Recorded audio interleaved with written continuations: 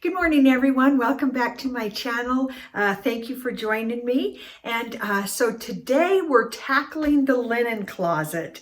And I actually, a few days ago, did a 15-minute declutter on my linen closet, but I lost some of the footage of that. And so I'm kind of bringing this all together, some before footage, some after things, so that we can talk about decluttering your linen closet.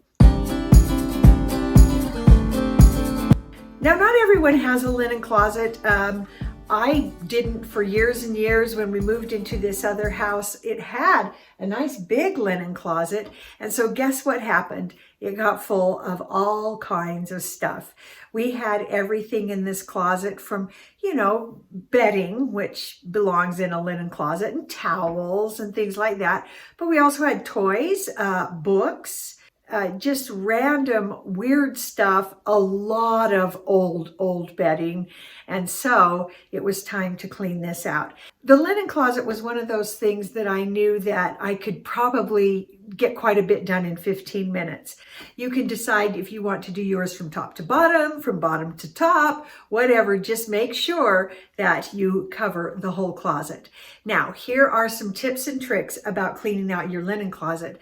The first thing that is kind of helpful is to just take a look and see if there's anything straight up that you can see that you can get rid of. And so I had my Goodwill box ready, my garbage bag ready, and my recycle. Also in the hallway, Anne has kind of embraced this whole cleaning out thing. And every morning there are a few things out in the hall that she no longer wants in her room. And so that has been really great to see her kind of embrace the whole declutter thing. So I think that's been pretty great. And so anyway, I started at the top shelf of my linen closet and got down a doll that was up there. Who knows why? I have no idea why it was up there or even how it got up there, and then just worked my way down. I want to tell you about my rule of 5. And why the rule of 5? Because I like that number. I like the number 5, and it seems to work for so many things. So my rule of 5 is this: in any particular closet, keep just 5 categories of items. So in your linen closet, if you have toiletries and towels and sheets and whatever might else be in there, try to keep the categories down. Like, don't also then add in dishes or videos or toys. Keep it to a specific purpose. You limit it to 5 things or less. So I have in my closet quilts, and I actually have 2 categories of quilts. I have quilts that are actually worn out that I am going to use. They're sentimental. One of the quilts is the last quilt that my grandmother put stitches in before she died. And it's kind of special, and I'm going to turn that into some pillows. That will come up in a future video. And the same with the quilt that my mom made for my wedding. And so I'm going to I have a plan to use those for something else. And then I have some sentimental things that are my children's baby blankets that have their names on them, that were made by my mother or me or somebody, and they're kind of special. So when I'm in that realm of what do I want to leave for my kids to have to deal with after I'm gone, that's something that they belong to them and they're special and sweet. And so I don't mind leaving those in my linen closet. So I've got quilts and blankets. Now, I had several blankets that were up in this closet. We just don't need that many. And so I decided that I'm going to not keep a lot of extra blankets. I keep an extra blanket for warmth in each of the kids' closets. They rarely use them, but sometimes visitors do. And then I actually weeded out all of our extra sheets. I had a set of sheets for a bed size that we no longer have. We had a set of double bed sheets. We don't even own a double bed in this house, so I got rid of those. We got rid of all unmatched sheets, the old ones that get that kind of funky smell. I got rid of all of those. And what I decided to do, and this was advice from the minimal mom, so I thought this was great.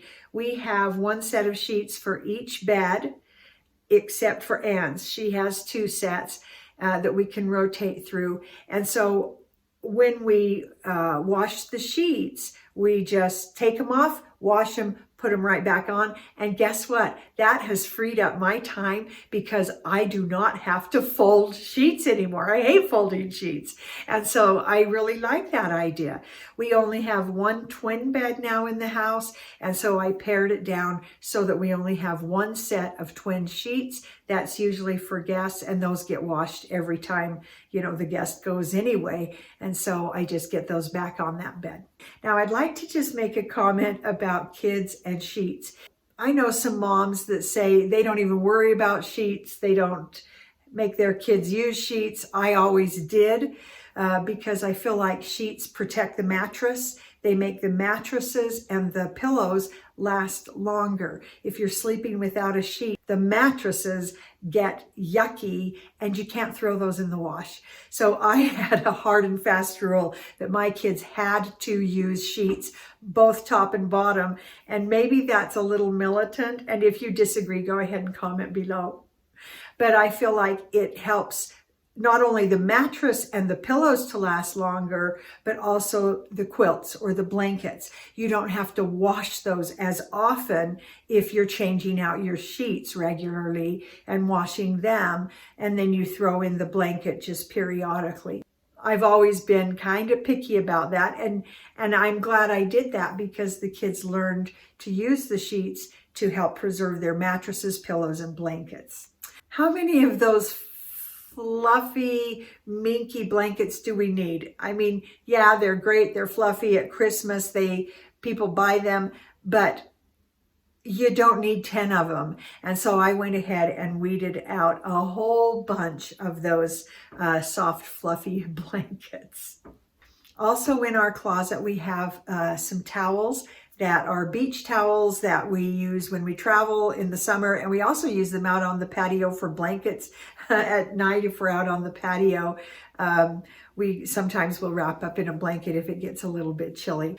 Okay, so my 5 categories are: first, quilts and blankets; second, sheet sets including pillowcases; third, spare pillows; fourth, towels; and fifth, we also keep a couple of medical devices, I guess you'd call it. So we have a heating pad and one of those massage vibrator things. And everybody knows those are in the linen closet, easy to get to. So just a note about that too, anything that could be covered to protect it, keep it clean and make it last longer, I will create a pillowcase for. So one of those examples is like a heating blanket. So for a sore back or Charlie horses in your legs or something. And so instead of just having everyone use it like this, that cannot go through the wash. So I just got a pillowcase and resized it so that it would fit. So we just cover that, and then it can just go in the wash after someone has used it. Then it keeps that that heating pad nice. And so it's that same concept that I just mentioned about sheets protecting your mattress, your pillows, and your blankets, that if there's something like that, just make a quick little cover for it, and then you can just throw that in the wash, and the main part of the thing actually stays nice and tidy. Okay, so those are my 5 categories. You have your own 5 categories because you might need to keep toiletries in your linen closet. There might be something else that makes sense to your linen closet that for me it wouldn't make sense here. So depending on the layout of your house, you determine what your 5 categories are for your linen closet and then stick to that.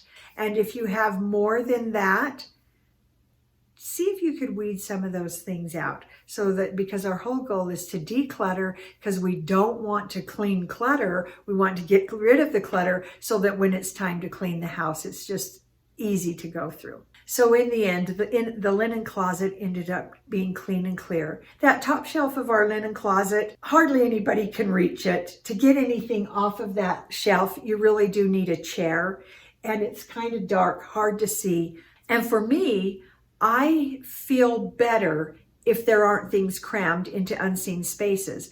It feels a little bit like a fire hazard to just have stuff up there. So for me to look in the linen closet and see an absolutely clear shelf up there is very calming and comforting, because nobody can reach it anyway. If we put something up there, we might as well not have it, because it'll get lost. And if we can't find what we have, we might as well not have it. And so I'm keeping that shelf clear, and everything else is within easy view and easy reach. And so I hope that helps with your linen closet, that you can make it a space that is clean and organized, that you know exactly what's in there. You don't have more than what you need, but you have what you need, and it's right there, easy for you. So pick a closet, pick your 5 categories, and I challenge you to do a 15-minute declutter today, and we'll see you next time.